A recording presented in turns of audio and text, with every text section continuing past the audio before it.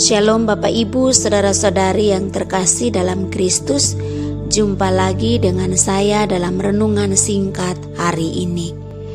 Doa dan harapan saya Bapak Ibu, saudara-saudari terpelihara baik dengan damai sejahtera dan sukacita Tuhan melimpah atas hidup kita. Melanjutkan renungan singkat saya di hari sebelumnya, saya bahas tentang tokoh Nuh. Maka hari ini saya akan bahas tentang Abraham. Bapak Ibu, saudara-saudari yang terkasih dalam Kristus, Abraham adalah orang yang sangat percaya kepada Allah. Hal ini tidaklah didapat dalam satu malam proses pengenalannya dengan Allah, tapi merupakan proses sepanjang hidupnya, bahkan seluruh kehidupannya ia diizinkan mengenal Allah dengan baik dan benar. Bahkan Abraham dijuluki bapa orang beriman. Kasihnya kepada Allah teruji ketika Allah menguji hatinya, sehingga akhirnya bangsa Israel mengangkat Abraham menjadi salah satu atau menjadi tokoh atau bapak leluhur mereka. Bapak Ibu, saudara-saudari yang terkasih dalam Kristus, hasil dari percaya kepada Allah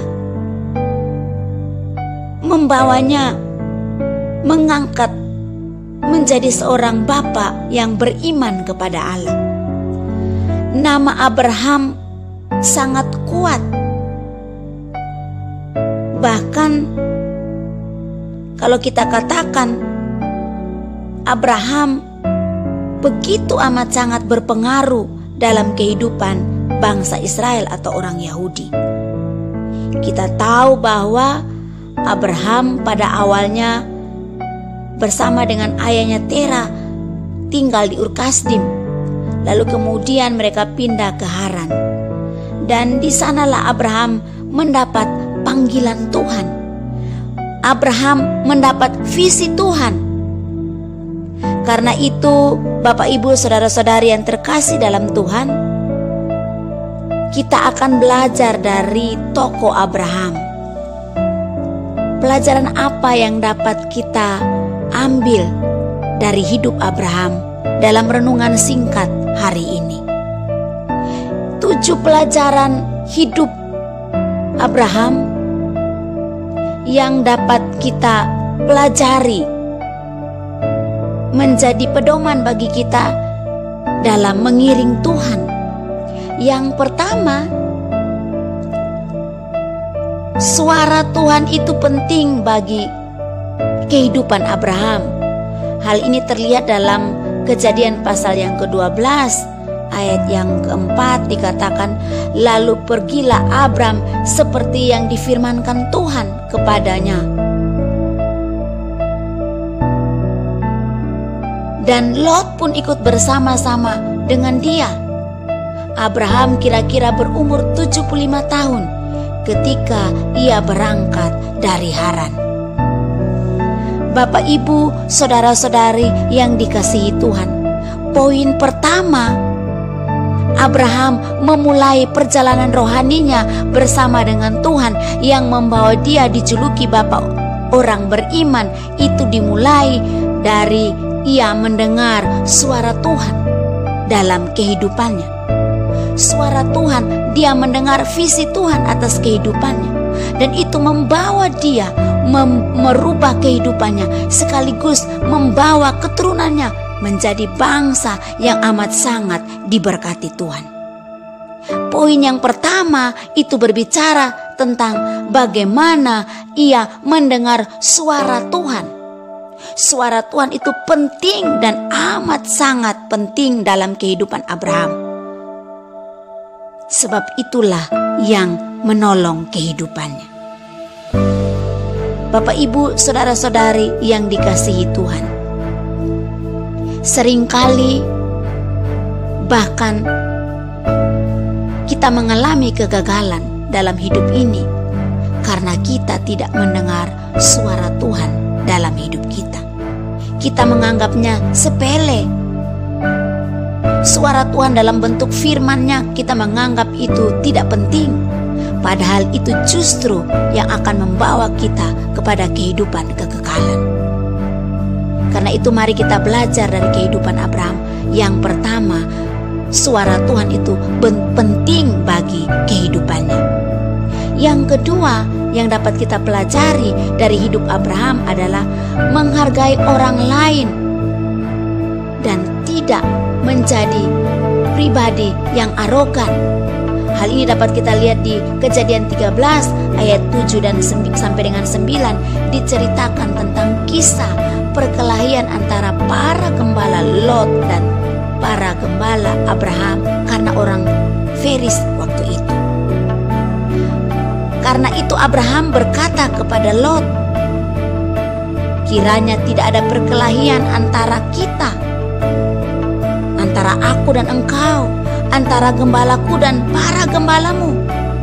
Bukankah negeri ini begitu amat sangat luas? Sebab itu jika engkau ke kiri, maka aku ke kanan.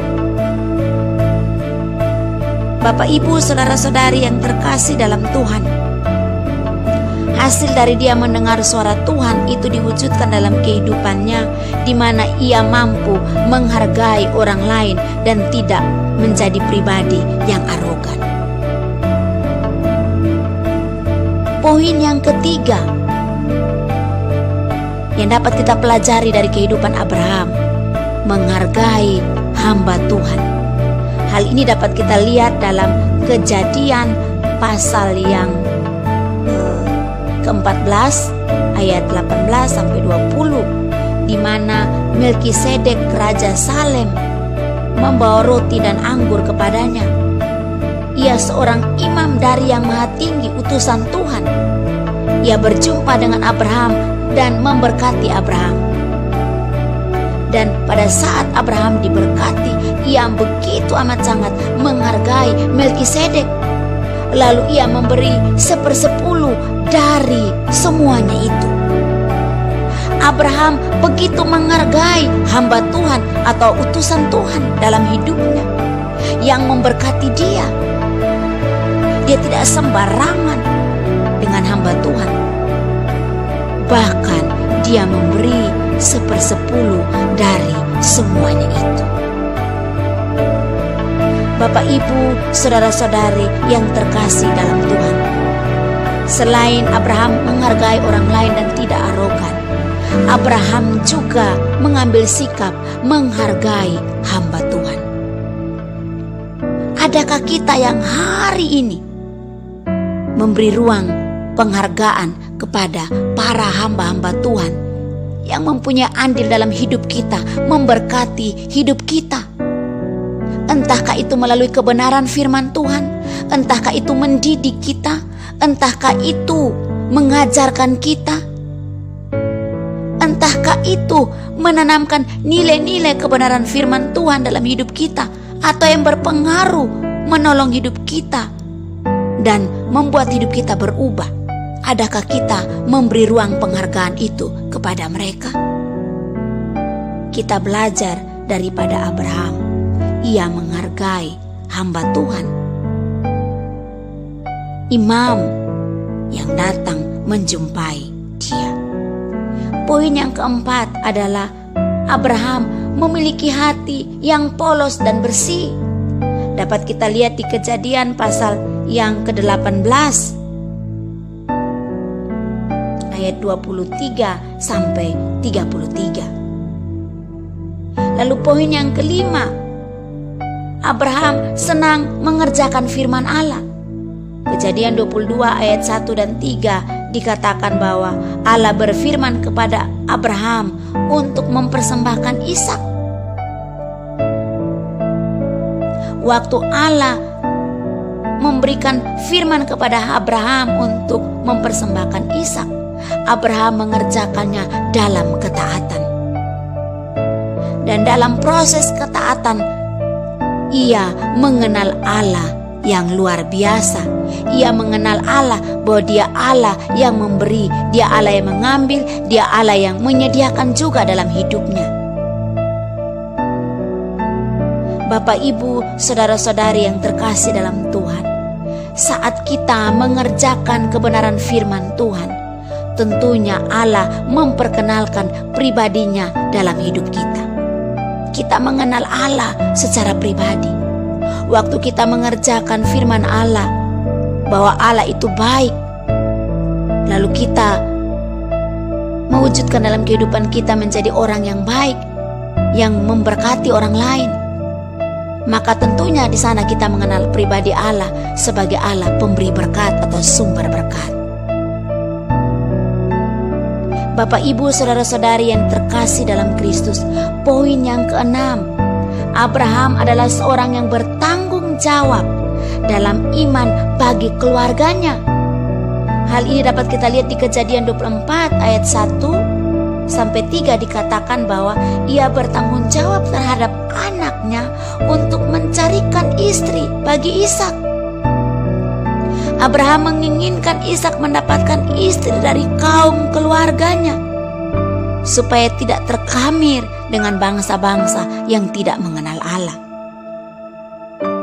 Sikap Abraham yang dilakukan adalah sikap bertanggung jawab sebagai seorang imam bagi keluarganya, bagi anaknya. Ini patut kita teladani atau kita tiru. Adakah kita hari ini bertanggung jawab terhadap keluarga kita? Mungkin versinya berbeda dengan Abraham,